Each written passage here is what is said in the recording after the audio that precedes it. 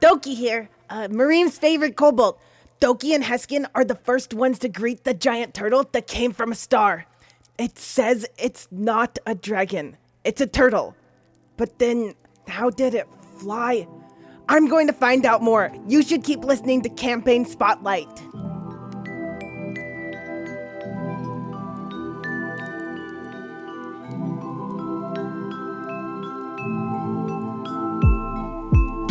Hey there, life clerics and lore bards. In this week's Spotlight, we're chatting with Wesley about the intersection of TTRPGs and therapy.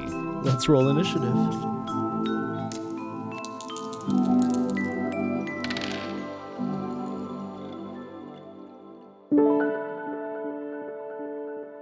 Welcome back to the Infinite Library, dear patrons. We hope your adventures have been exciting and you've brought us new books to further the collection. Do be advised that the Profane Wing is, once again, closed off to visitors. Something about a blood leech swarm? If you need something from this wing, please visit with Librarian Mal for assistance. Notice that there's a new quest on the board. It would seem that Campaign Spotlight has a need for information on how you've healed from trauma on your adventures. As usual, contact Librarian Arc to connect with their plane of existence and join their quest. This has been your head librarian. We hope you learned something needed today.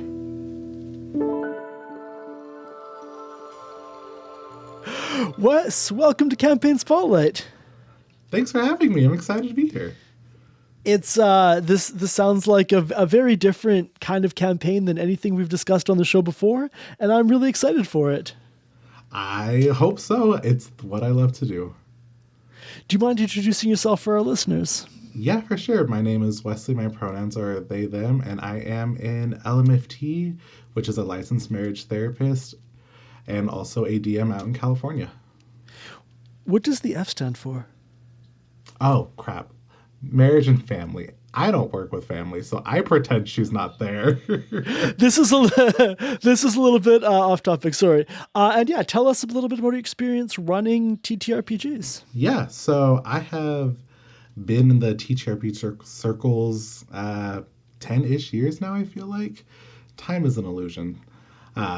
Mostly playing, but as I was getting into like grad school and everything, experimented with DMing, and started where everyone starts, I feel like, with 5e. Moved into more indie games and have loved it ever since. Do you still play 5e, or is it mostly other games at this point?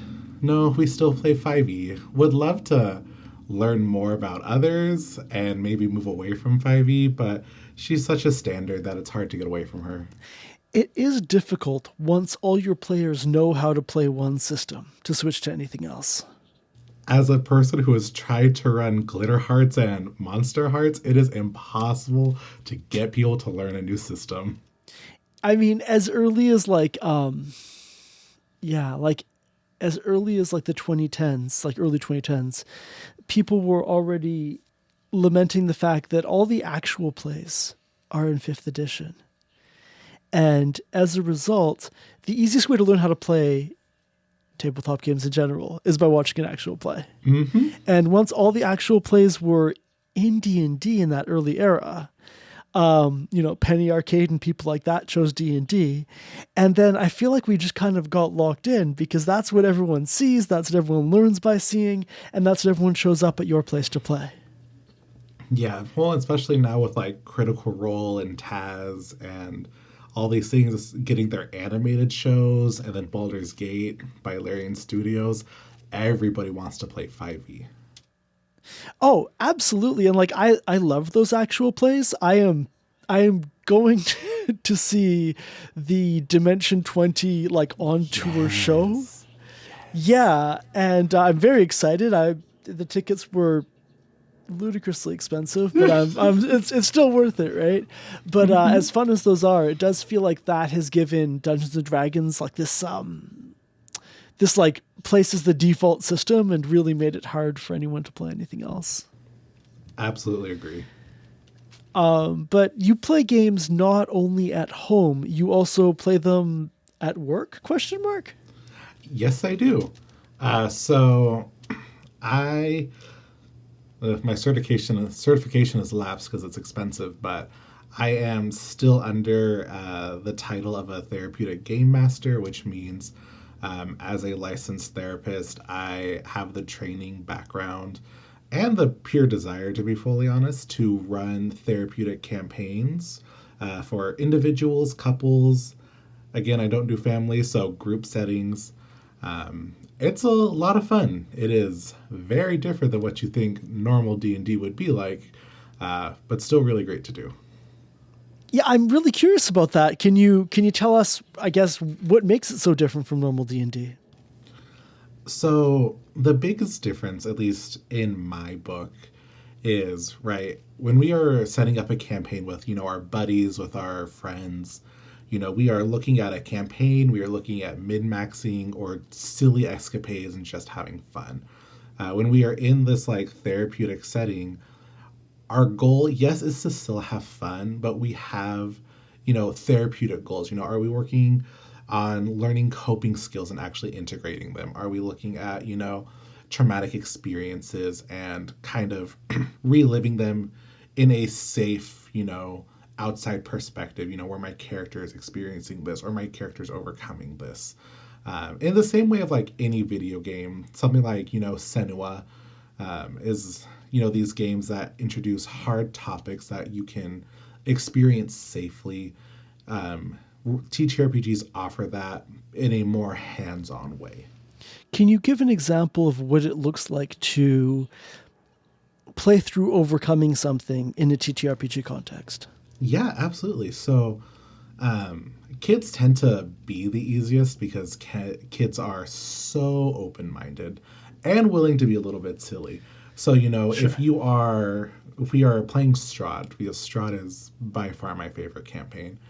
If we are Really? playing oh, baby, yes, anything for Strahd. Literally anything to play that campaign again at any point in time in any format. I don't mean to interrupt, but what is it you love so much about? We've had someone on the show previously who was like, I tried running Strahd. I did not expect it was going to be like this, and I had to make a lot of changes.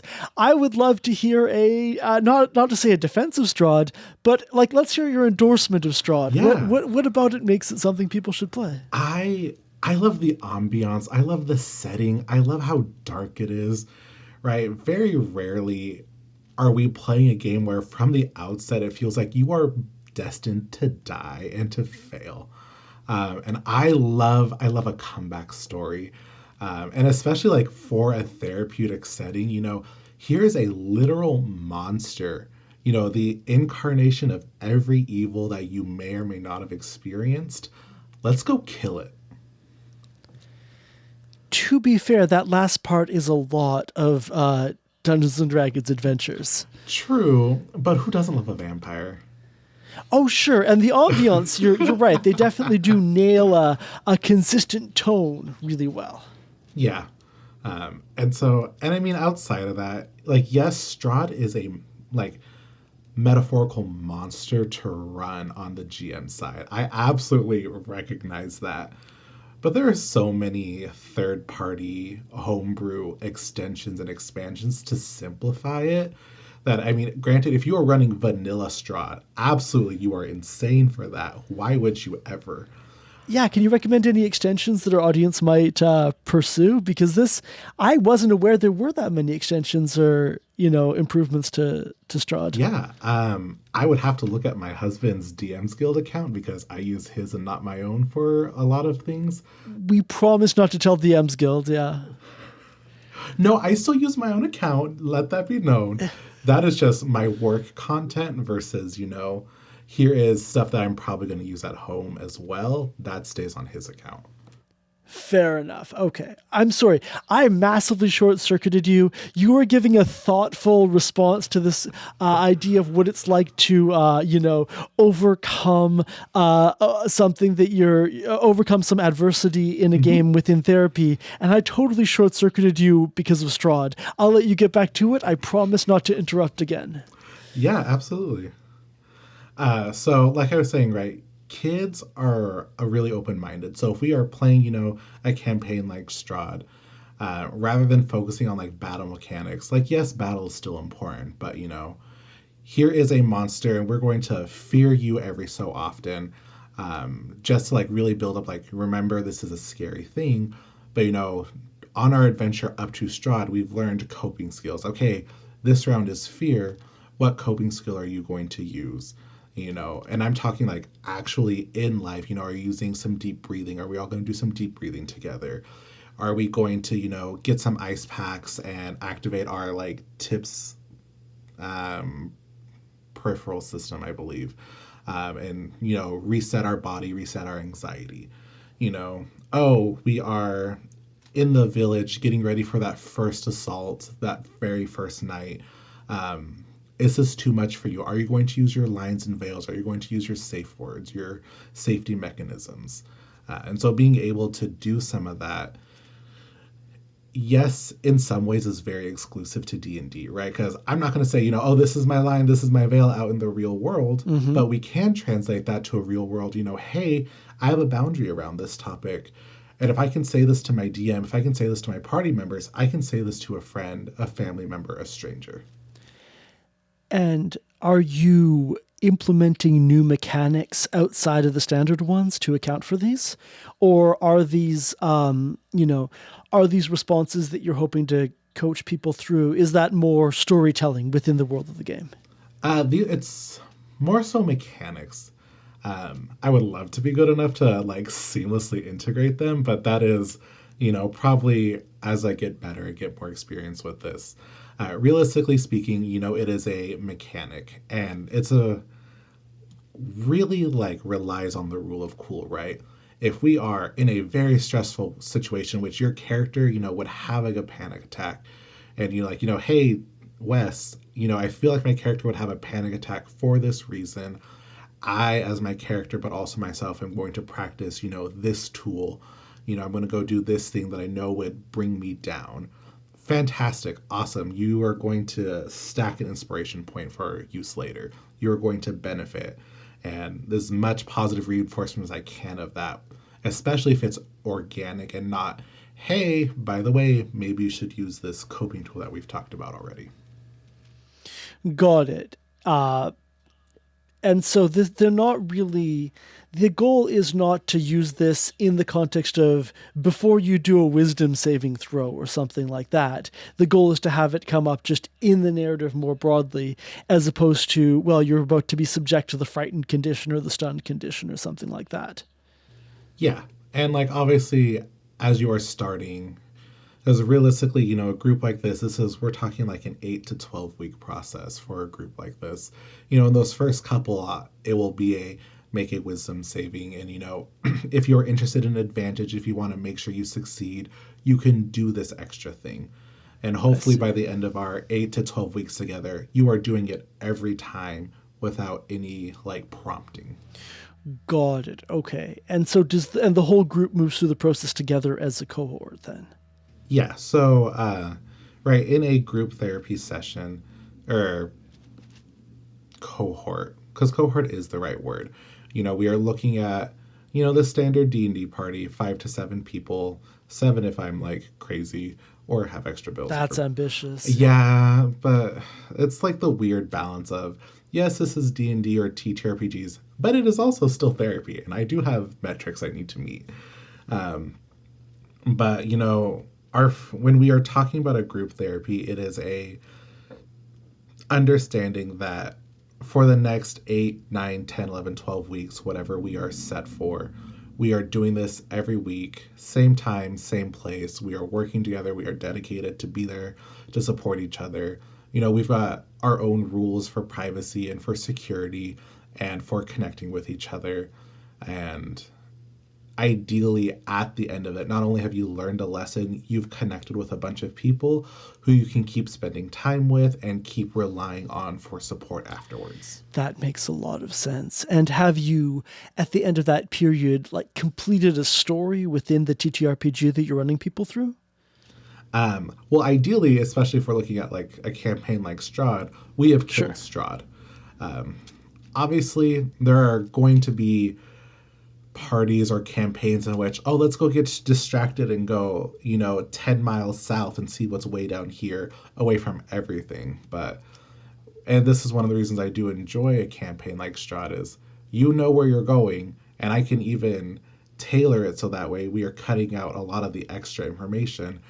You have your starting point, you got your end point, we are getting there. And if I have to cut stuff out, that's fine, because your goal isn't the full D&D experience. Your goal is the therapeutic experience. Right. And I guess this is a module that does lend itself to some distraction. Previously, we spoke with someone who ran Strahd, and the players had like a flesh golem wedding to another flesh golem as part of their arc, which is cool, but definitely they got a little bit derailed from the classic Strahd experience somewhere along the line. Honestly, shout out to those players, because that's insane. I kind of love it. I mean, I think, yeah, but it's a different type of game, right? Like that's a home game that DM was running with friends. Which brings me to a question I wanted to ask you about. Tell us a little bit about the games that you run at home outside of therapy. Yeah. So for the most part, I mean, the games I run are the normal experience for a TTRPG, right? We are getting together with our buddies. It is Friday, Saturday, or Sunday. We are hanging out. We are playing our game. I will say, if I am in charge, if I am DMing today, I love a narrative. I love a story, right? And because of that, I am also really weird. I don't like full campaigns. I love stringing together a series of one-shots with a overarching narrative. Because for me, again, you want these flesh golems to get married? That's so cool of you. But you have derailed my plans for 3 weeks in a row to do this bullshit.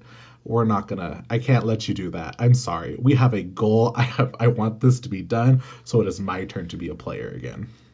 Do the players have a sense that you're driving the plot with an iron fist like this? I mean, they all know. I don't lie. The reason people enjoy me is because you want to switch characters in between sessions, feel free. You want to do something stupid and then regret it and drop that character, let's be crazy. I love character creativity.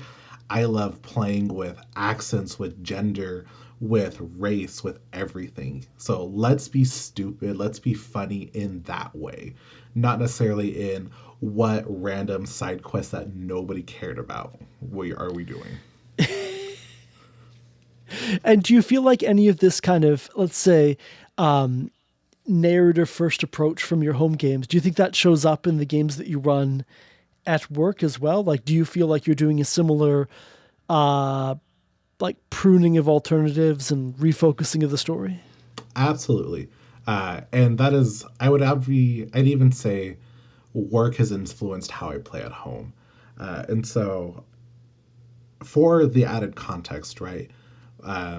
When I was doing my trainings to be a therapeutic GM, there are a couple companies that offer it nowadays, but back when I was first doing it, the major one was Geek Therapeutics.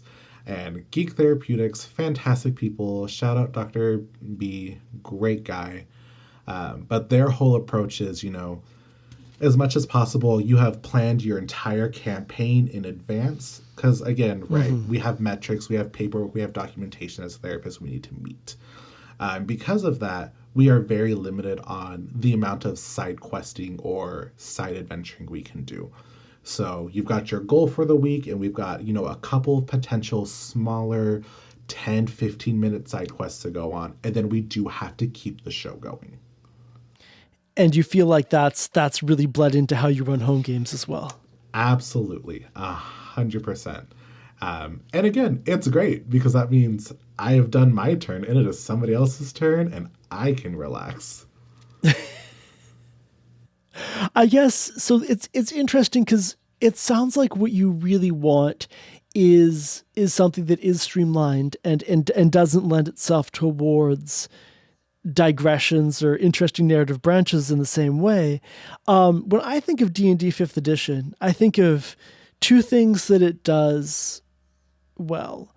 Are having a big world that allows for narrative digressions and absolutely vicious, violent combat.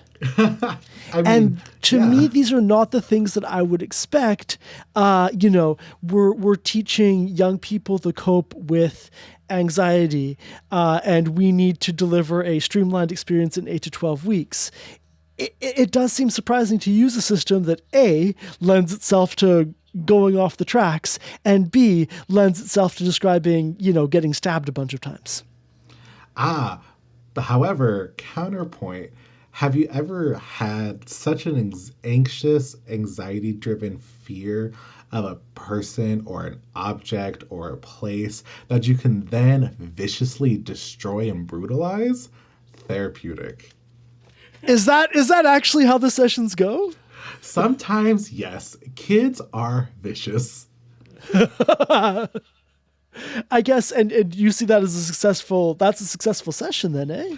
Absolutely. Because if you can come out of that session, so right, if you have this like illogical fear of birds, let's go with birds, and I throw a bunch of I don't know if that's illogical. Birds are terrifying. Continue.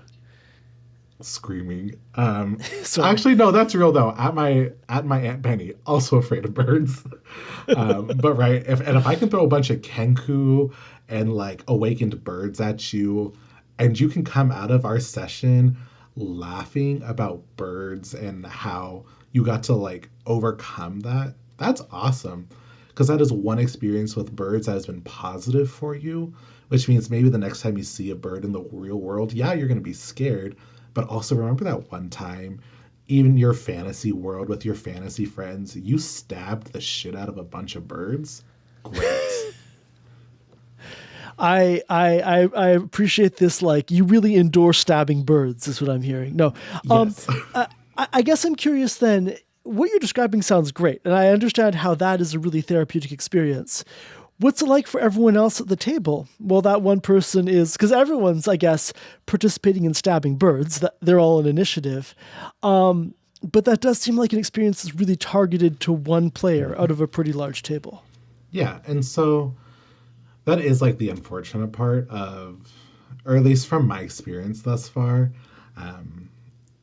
Realistically, in a session, you are more or less targeting one or two, or if you're really lucky, a small group of people. And right, granted, we're talking about like a fear-based, paranoia type thing. But if we're talking like general depression, you might be able to hit more.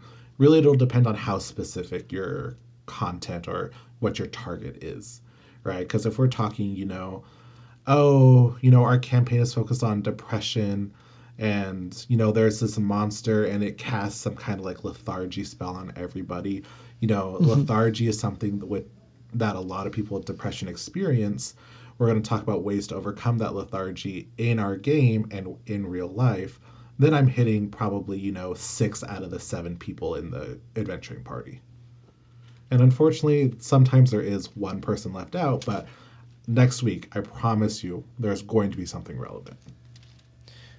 Got it. And other times, I guess, for something like birds, you might just be deciding we are putting 1 or 2 people in the spotlight, and I guess you just keep track to make sure that everyone gets their turn in the spotlight. Yeah, and I don't know if I have it anymore, but again, Geek Therapeutics, as I reference them for everything, literally like came out with a campaign planner, and it's like, okay, what is your spotlight today? With the understanding that your spotlight needs to be split and shared probably every session. If you can pull off multiple sessions because you are that good of a GM, fantastic. I'm not there yet. We'll get there eventually. I guess, do you find that useful in home games as well? Because I feel like when I'm GMing, inevitably someone's kind of getting center stage, right? Like the prophecy that we're uncovering this week is really about one character, or one character is really, to give a recent example, in a dramatic showdown against the character that's their mother's character, that has many attributes in common with their actual mother, right? And so I feel like in home games, we're also getting that kind of spotlight. How do you track that? Honestly, like in a very real way, I don't track it as much in real time. I love doing an after session debrief. You know, how was our content? How was our pacing? Did y'all have fun? What did y'all not like? You know, during that time, hey, our spotlight was really heavily on, our dwarf over here because we were in a cave system and all these weird little dwarf mechanics worked really well. I'm Sure. sorry, Mr. Asimar, you could not fly. Um, Sorry, that's just how the dice roll sometimes. Y'all chose to go here, not me. Um, okay, I chose it, but they didn't need to know that. Um, but I just, I try to keep track and I do literally like journal out what did we do today, who was in the spotlight, and, how can we move to the next person rather than you are always our focused. And, there are always going to be those players who love the spotlight and are going to fight to be the spotlight no matter what. But I will shoot you down violently and you will suffer if you play that. So in home games, I get that, right? Yeah. In home games, I mean, candidly, there's people I just don't play with anymore because they really wanted to be the That main part. character at all times. How do you handle that in the context of therapy, where you don't? I think it's you can't quite be as harsh as you could be with like your friend who's had 6 White Claws and half a pizza and wants to monologue the rest of the session. So what you're describing, I mean, like I've definitely been in the experience where I've had to, fully just not play with someone anymore, right? If they're not good at sharing the spotlight, and but I think that's really different in a home game where it's like, oh, one of my friends has had 6 White Claws and now they want a monologue in every scene, from something like therapy where you do really want to like let everyone express themselves, right? Like you're striking kind of a different balance. Yeah, absolutely. Just really quick, 6 White Claws? That's a real life experience, and I am so sorry for you. I mean, look, it's a 3.5 hour session. I guess that is pretty quick. When I say it out loud, okay, it's kind of quick. Anyway, that's none of my current players. My current players, regardless of how much alcohol they've consumed, are absolute angels, and I love them all dearly. This is people that I've had to stop playing with from the past, to be clear. Yeah, no, absolutely. And you're right. In a therapeutic setting, it is a little bit different. And that's kind of what goes into that very first, right? In a home game, it would be your session 0 because this is therapy. This is part of our first session. And we are very, there are rules to how this is going to go. You might have played D&D at home and you might have been able to get away with a lot more. But, we are here. I am here of my free will to DM for you, to GM for you, to provide this service for you. And yes, you're paying me, but also means I can fire you real fast and I can get you out of this campaign if you are not a good fit for this group. And it's one of those things that we have to like talk about and understand in that very first session of, you might be this type of player at home. You cannot do this in a group setting. If you want to do this and still learn a therapeutic skill, maybe that you would be better off in like, an individual setting where you can have all the time in the world to just soundboard off of yourself because you are so in your fantasy. And again, if you're in your fantasy, I love that. But we do have other people. In general, that's like a like the first session you kind of lay down that set of expectations. Yeah. And like that's personally, I do think that's kind of nice about doing it for therapy is, everybody who is doing a group therapy has probably been in therapy in the past, right? You don't kind of jump into group therapy with no experience. So you know that there are rules to how therapy works. And I don't care what we're doing in our group. We could have been painting. We could have been hiking in nature. We could be playing a TTRPG. Those rules still apply. And in a group setting, that does mean you need to be respectful. And the group has a lot of power, right? If the group is not liking how you're doing this, sorry, I'm just a facilitator at that point. If the group doesn't want you here, the group is going to let you know. And Right. I kind of got to follow the group because they're the ones also paying my paycheck. I mean, which isn't that, other than the paycheck part, that isn't too dissimilar from a home game, right? Where you can usually count on the other players if someone is acting out to rein things back in. Oh, absolutely. Shout out the people who are not afraid to say, you need to stop. Hey, Jake here, asking for your support in keeping Campaign Spotlight running. Riley and I started this podcast to showcase the creativity of home TTRPG campaigns. Since then, we've released over 50 episodes, including on-site recordings, historical deep dives, and longer in-depth conversations like this one. We'd love to keep hearing interesting perspectives on TTRPGs. If you enjoy the show, consider becoming a patron at patreon.com/campaignspotlight. Your support helps sustain independent TTRPG journalism and also grants you the ability to nail that new NPC voice every time.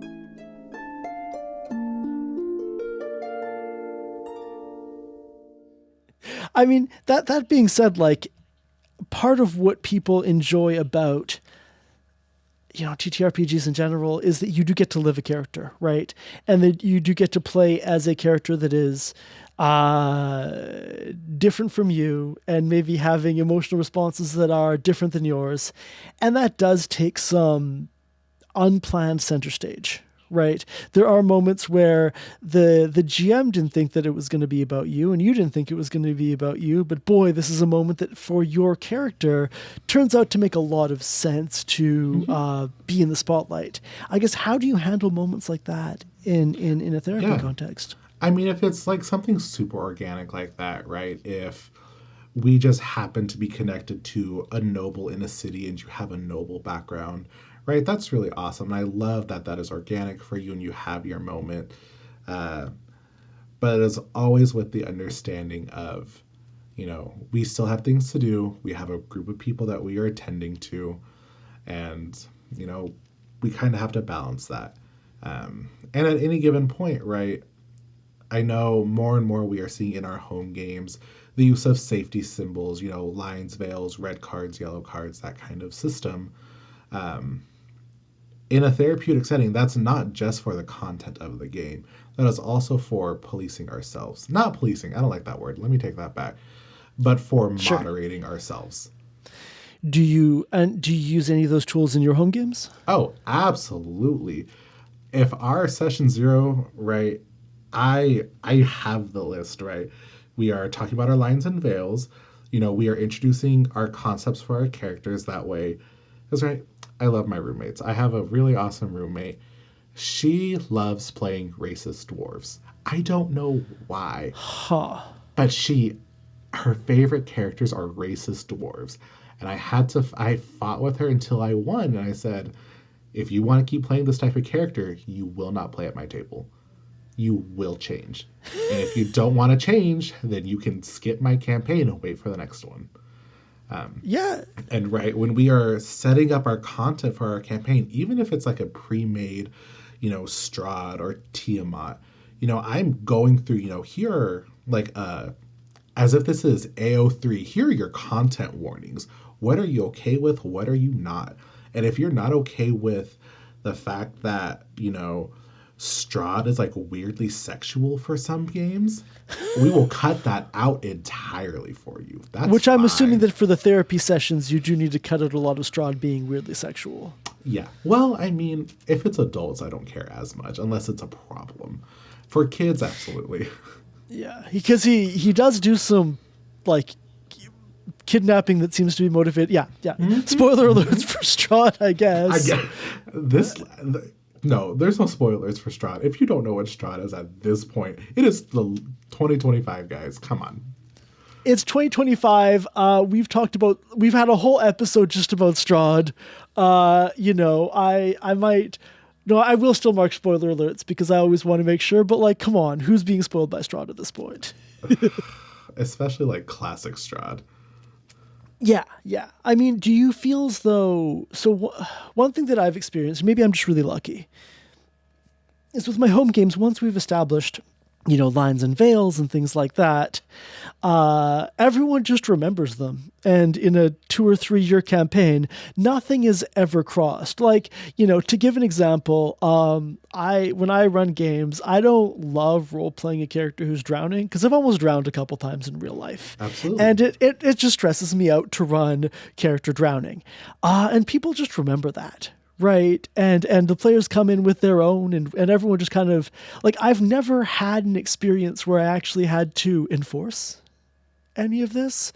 I guess I'm curious as to what because I'm assuming, at least in the games that you run, in a therapeutic context, you've at some points had to do some enforcement, eh? Yeah, and I mean, it's going to happen. In an ideal world, everybody looks at the detailed Discord server I made with the reminders for all this information. But when you're working with a bunch of very mentally ill people, sometimes they're just not thinking. When it comes to enforcement, I mean, obviously we try to do like what we would do in a normal home game. Hey, this was a line, this was a veil. We're not going down this path. If you want to continue doing this path, within the world of the game, there will be, you'll be rolling at disadvantage. You will, the townspeople will be against you. You are going to get your prices marked up at the store, whatever fits for the context of the given scenario. But when within like a therapeutic setting, if I've told you that, my line is, I don't want anybody flirting with my character. I don't want anybody speaking to me in a flirtatious manner, and you are doing it anyway.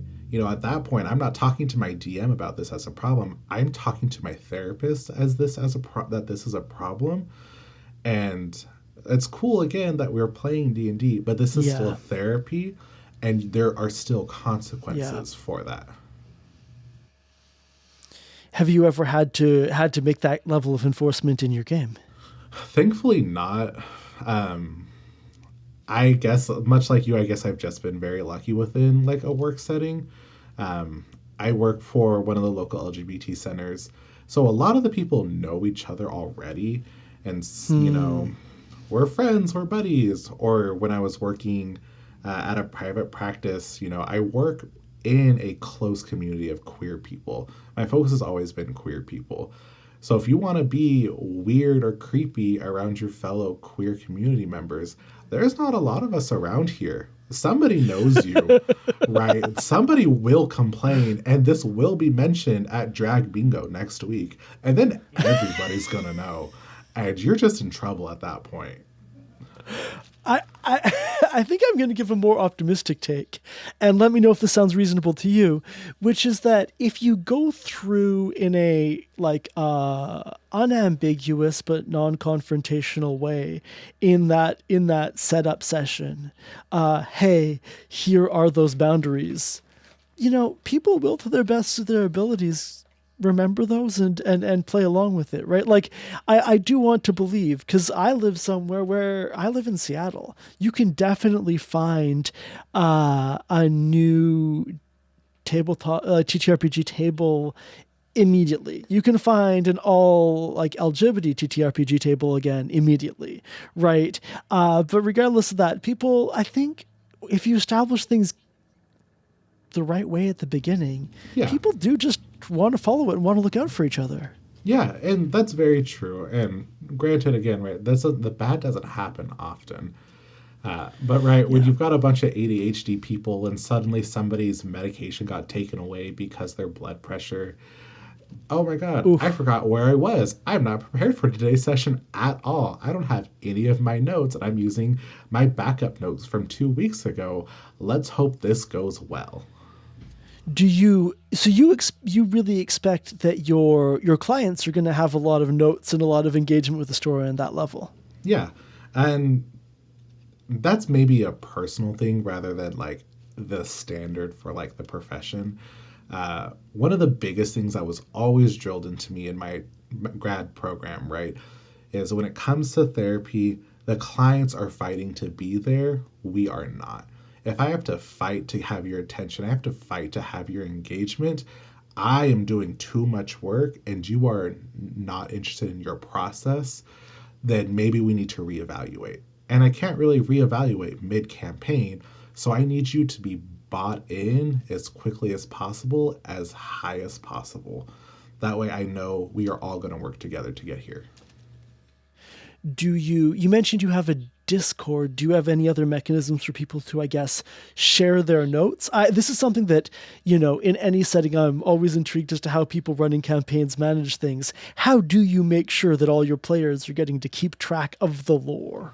Yeah, absolutely. So, like I said, Discord is my big thing.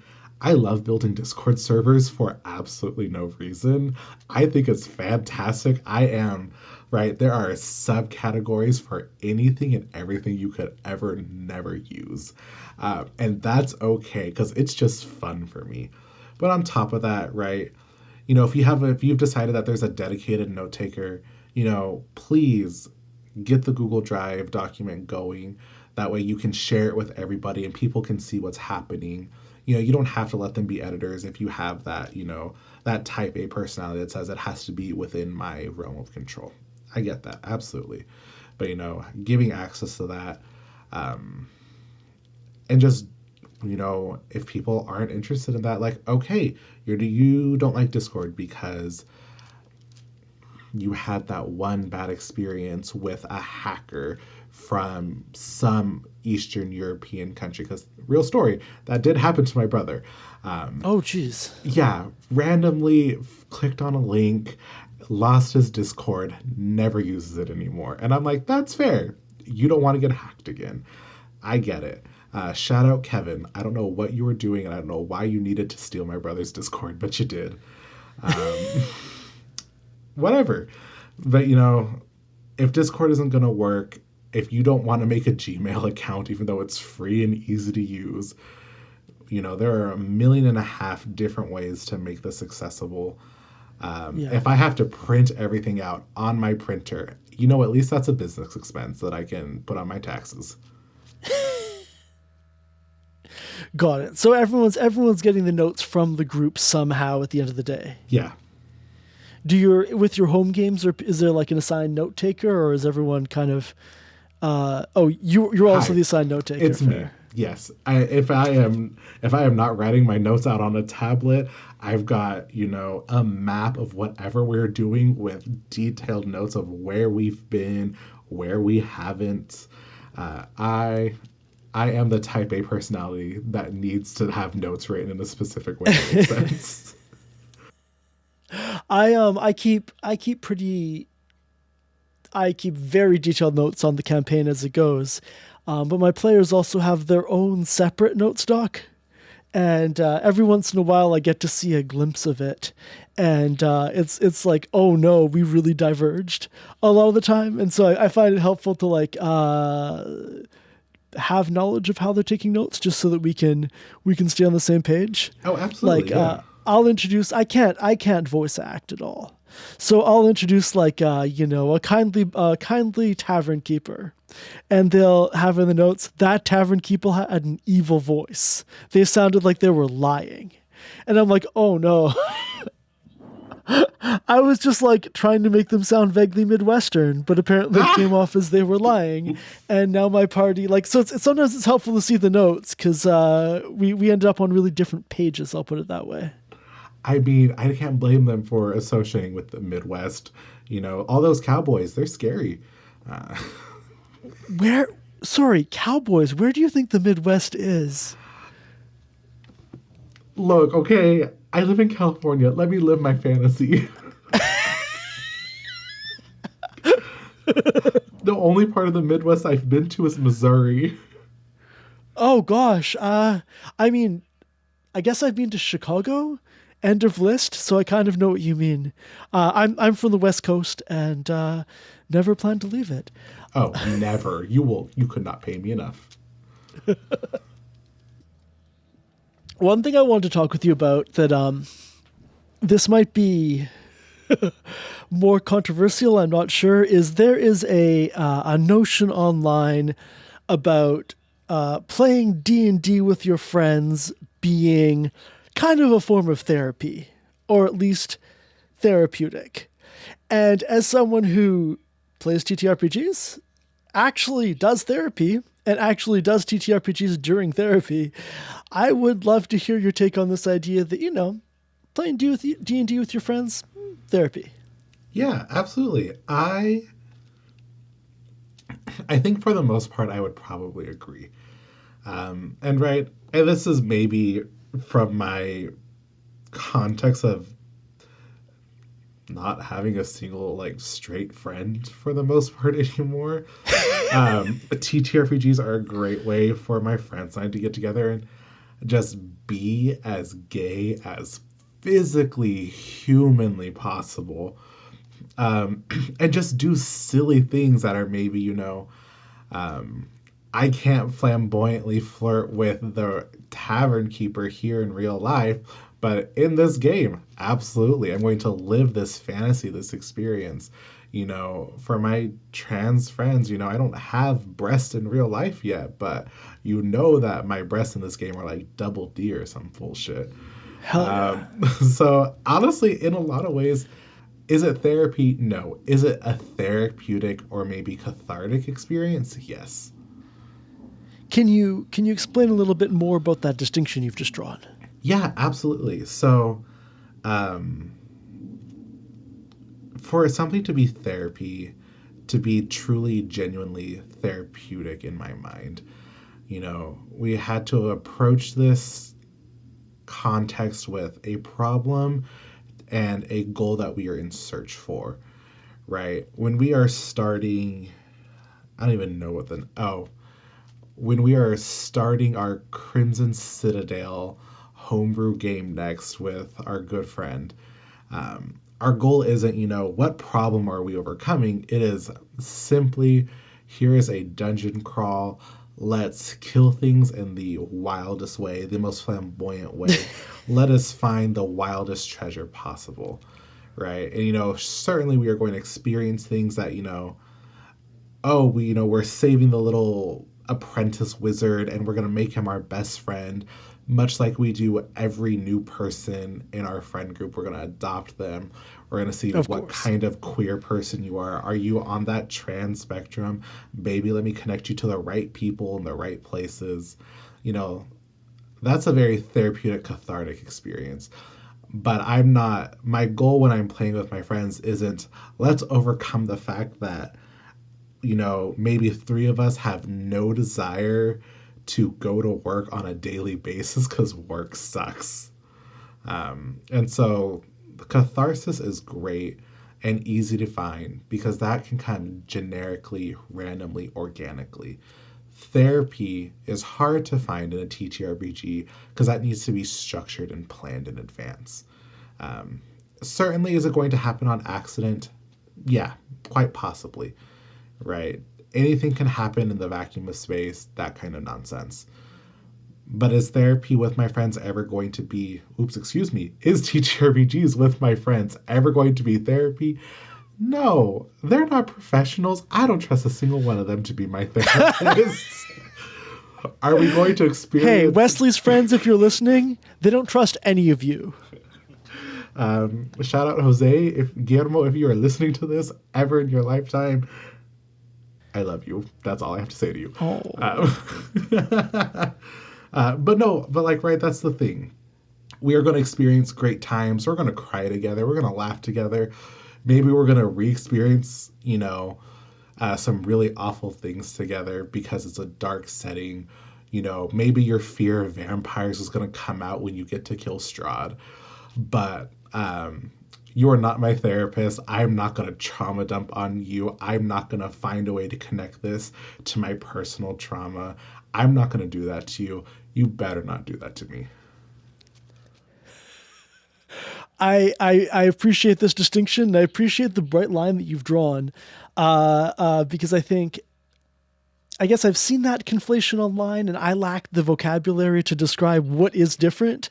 But gosh, it doesn't feel great when people say that playing a game with your friends is the same as therapy.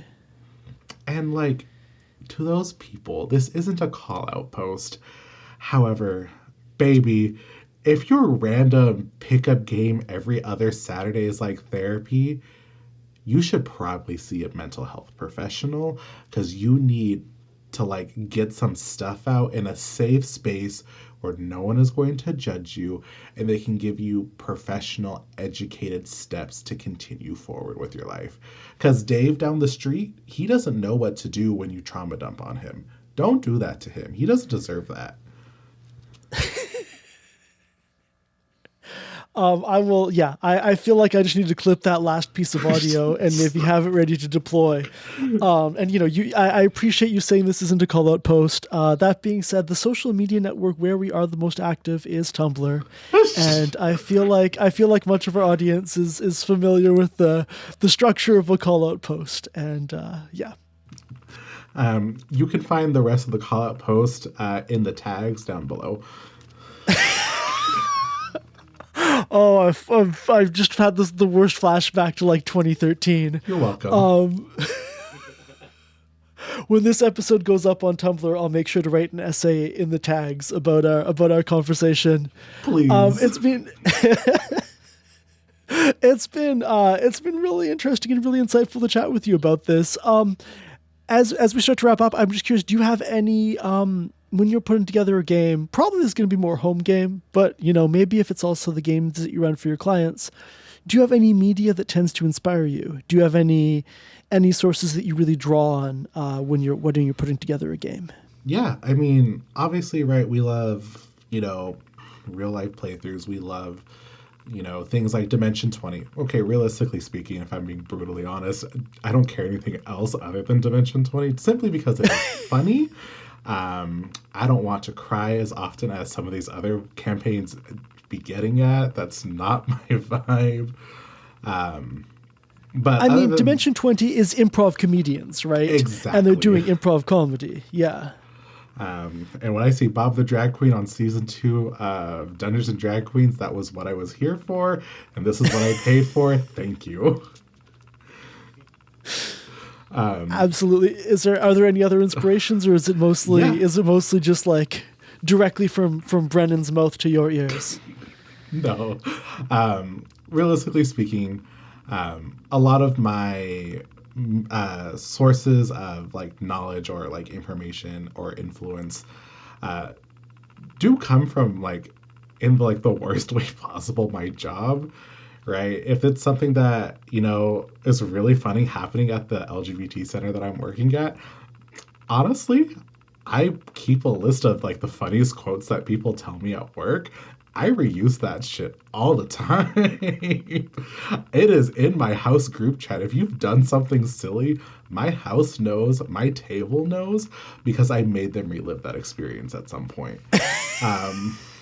So genuine human interaction and just like the weird like mechanical errors that people experience, love that. But also, I'm an nerd at heart, right?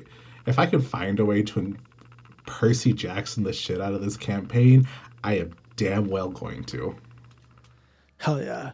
I will definitely link. Usually we link to the inspirations in the show notes. In this context, I guess I'll put have a genuine human interaction in the show notes. Touch grass, number 1. Number 2, donate to your local LGBT center.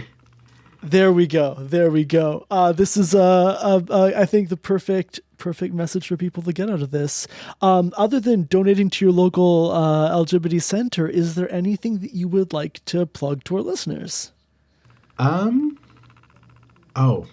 most real thing, if there's anything that any of y'all have listened to since I've been on this podcast, please, even if you don't think you need it, find a therapist to talk to. You probably do.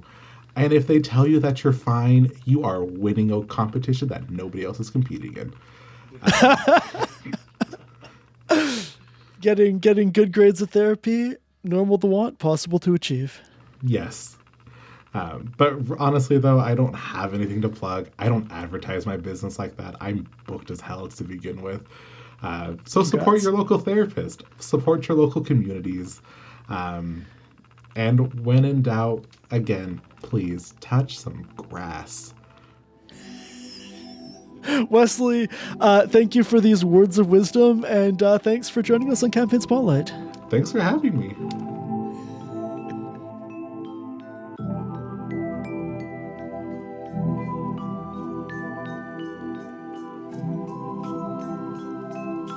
That's all for this week. I'm Dungeon Inspector Jake. And I'm Production Master Riley. If you enjoy the show, consider subscribing and leaving a review, which helps other people find Campaign Spotlight. If you'd like to support our work, consider going to patreon.com/Campaign Spotlight and becoming a patron. And if you look into the mirror and just see a formless white haze, don't worry, that's just part of the process. For more on the show, including links to all our social media, visit folderfrequencies.com/Campaign Spotlight.